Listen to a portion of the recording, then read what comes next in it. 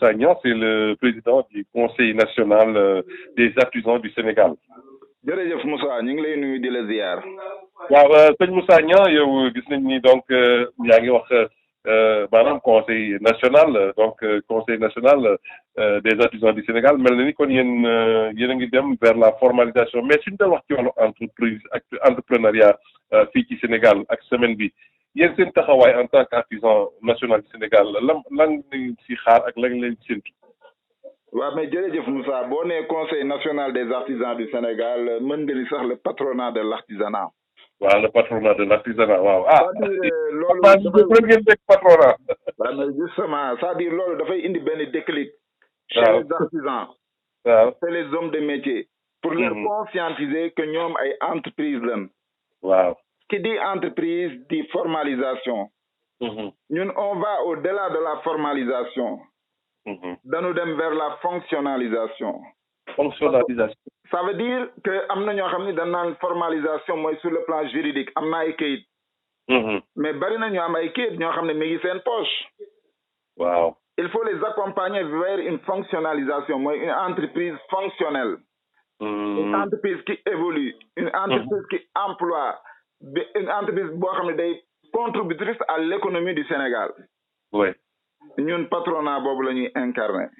d'accord. ça veut dire quoi ça veut dire que dañu diagnostiquer maanaam njàngat bi nga xam ne ANSD daf ko diagnostiquer le secteur l'environnement des affaires. les entreprises du Sénégal. mu wax ni ñan ñooy entreprises yi. waaw am na ko wax léegi 97% du secteur sont des informels oui. mais ci boobu ci informel yooyu ñan ñoo ciy fonctionnel. waaw ñan ñoo ciy dem à la caisse de sécurité sociale ñan ñoo ciy dem affiliation à l'IPRES. ñan ñoo ciy contribuer à l'économie de ce pays. defe naa foofu la jàmbat bi nekk. moo tax ma ni je pense que peut-être avec la nouvelle vision bi nga xam ni président de la République teg na ko mooy ministère de l'artisanat plus transformation du secteur informel. man dem bon c'est vrai que un peu nee naa sax mënoon nañ dem plus loin. ah oui. bon on parle de l'économie sociale et solidaire. mais mooy leen c'est de l'entrepreneuriat yi ngeen di wax. waaw. mënoon nañ dem vers l'économie sociale et solidaire parce que yooyu yëpp moom. léegi nag enjeu bi mooy comment développer l'environnement des affaires. waaw. ba nga xam ni entreprise yooyu di juddu ANSD di wax ni duñ seen durée de vie du mat 5 ans. amuñu ku leen financer wala ñi leen di financer à des taux usuraires lañ leen di financer. oui ñu financer leen pour leur développement il les finance afin de les appauvrir maanaam su dundee juróomi at ñaari at deewaat. ah. mais loolu la moo ciy pexe nan la ñu war a. non le président de la République moom ci boppam moo ko wax mooy bi muy lancé DER bi au niveau de Diamniadio. oui. mu ni taux yi dafa mag. mais taux yu mag yooyu mais ñan lay appauvrir mais entreprise yooyu lay rey nànk-nànk. oui. il faut oser aussi avoir un financement adapté à ce secteur. pour ñoom ñu mën ci jàpp pour yéeg. waaw. léegi nag yooyu aussi am na yeneen proposition parce que tey jii xam nga bi ñuy jox plan de résilience ñu ngi bëgg a dimbali ces entreprises là. on ne sait pas qui est qui. sur l'artisanat loolu day wone l'échec de la politique artisanale parce que soo demee ba maîtriser woo sa dimension. xamoo kan mooy kan loolu mooy aveu d'échec. oui. léegi nag loolu aussi mënoon nañ ko def neneen mooy ça veut dire quoi ça veut dire teg benn répertoire boo xam ne on invite les artisans mais nag avec une politique incitative. waaw. maanaam inviter leen ñu ñëw pour inscrire ñu xam ñoom ñooy ñan. waaw. peut-être defal leen benn exonération ñun le patronat de l'artisanat demandé woon na loolu. ni pourquoi pas comme da ngeen ni ñii duñu fay jamais. pourquoi pas def leen benn exonération pour 2 ans mais avant ngay bénéficier de l'exonération da ngay ñëw ñu répertorier la.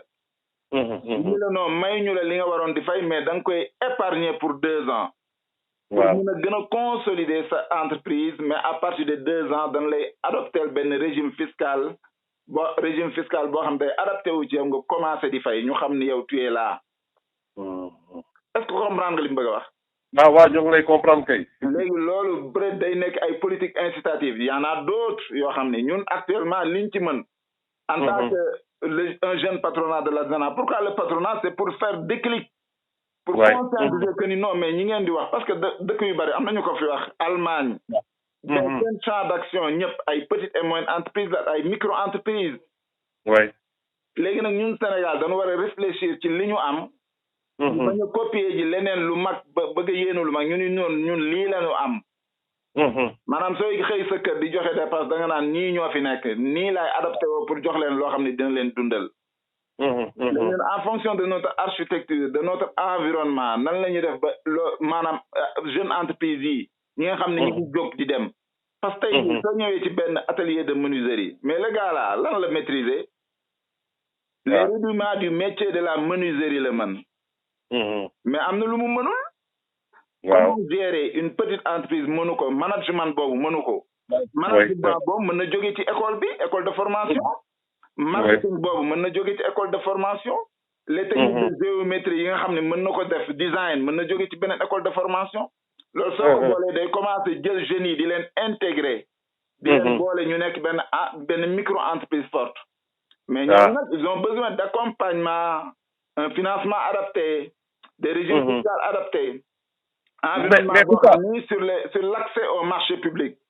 waaw marché public laa bëggoon wax mais est-ce que loolu tamit yéen ngi tiré vers le patronat mais aussi tamit patronat bi est-ce que yéen a ngi joint ak ministre bi nga xam ni moo yor wàllu woowu pour que nag li jëm ci wàllu marché public bi ñu mën ko joxaat nga xam ne c'est-à-dire xam nga kenn ku ne dafa am la mën soo organisé woo am sa agrément ñu reconnaître la dafa am loo mën li nga mën mooy à ton niveau commencer di renforcer la capacité de membres yooyu les entreprises yooyu mais li nga mën mooy une alerte su alerte jotee nga alerté su proposition jotee nga proposer ñun on a mis sur la table du président de la République ay proposition on a mis même un projet de 30 milliards pour éradiquer la pauvreté je dis bien éradiquer éradiquer je dis éradiquer waxuma diminuer mais je dis que un programme qui vise à la qualification de ces jeunes une éducation qualifiante des jeunes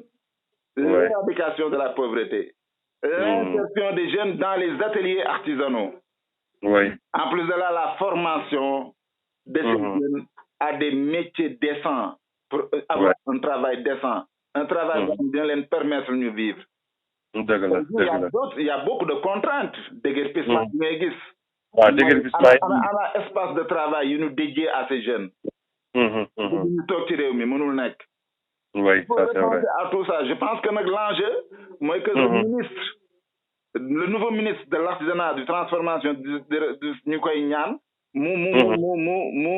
traduire la vision du président, enjeu lan la, ak contexte bi lan la. Contexte bi dafa am lu mu woné dañ nek dans une période de crise. Crise boobu c'est pandémie. C'est pandémie am lu ñu jàngal. lim ñu jàngal mooy réew mën na jékki-jékki tëj. Su boobaa il faut développer des stratégies endogènes pour s'en sortir. damay faral di wax anecdote benn nii bi crise bi di commencer. dañu dem ci tarmagu Chine. dafa am ñaari superpuissance yuy xëccoo ay masques. en l'occurrence les États-Unis et la France. ma ne su boobaa su ko benn pays sous-développé bëggee est-ce que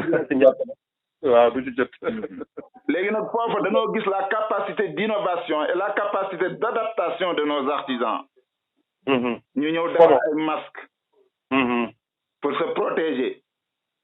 ñu ñëw defar ay gel ñu ñëw defar ay lavoir. yooyu yëpp mooy wone que c'est un secteur boo xam ne suñ ci tegee loxo mën na jouer rôle bu am solo je pense que le président en est conscient. léegi nag qu'est-ce que vous attendez concrètement ci nouveau ministre bi par rapport ak yéen seen orientation parce que vous voulez être vraiment de grandes entreprises en tant que des artisans. mooy qu'ils comprennent les enjeux de l'heure. beneen bi mu impliquer les acteurs parce que bari na loo xam ne xam nga formalisation njëkkuñu ko wax tey. dëgg la parce que le ministre un symposium sur la formalisation. président Abdoulaye Wade defoon ko avec Innocence Ntap Ndiaye amoon na 2010 la woon je pense mais xam nga lan la defoon bi mu duggee ci salle bi King Fahd après 3 orateurs bi président Ablaye Wade jëlee parole dani où sont les acteurs. Ouais. mooy gars yi nag ñu def dara loo xam ni acteurs yi dañ leen fële def leur politique bëgg acteurs yi suivre. Il faut impliquer les acteurs à la base de ces politiques. Absolument. Parce que ñoom déjà am na lu ñu xam am na lu ñu dund. te ñoom ñoo xam fan mooy metti. dëgg la dëgg la. donc loolu nag mooy peut-être c'est un appel pour dire il faut déjà dès à présent impliquer les acteurs. parce que acteurs yi am na des propositions yoo xam ne mën nañ ko def. pour tout simplement le développement de ce pays. Très bien. Ouais. ñu ngi lay gërëm di sant Moussa Niang. ñoo lay gërëm Moussa ñu ngi kontaan ci émission bi macha allah di nuyu Lamine moomu. waxtaan bi am na solo macha allah on a beaucoup appris. voilà jërëjëf kon nag.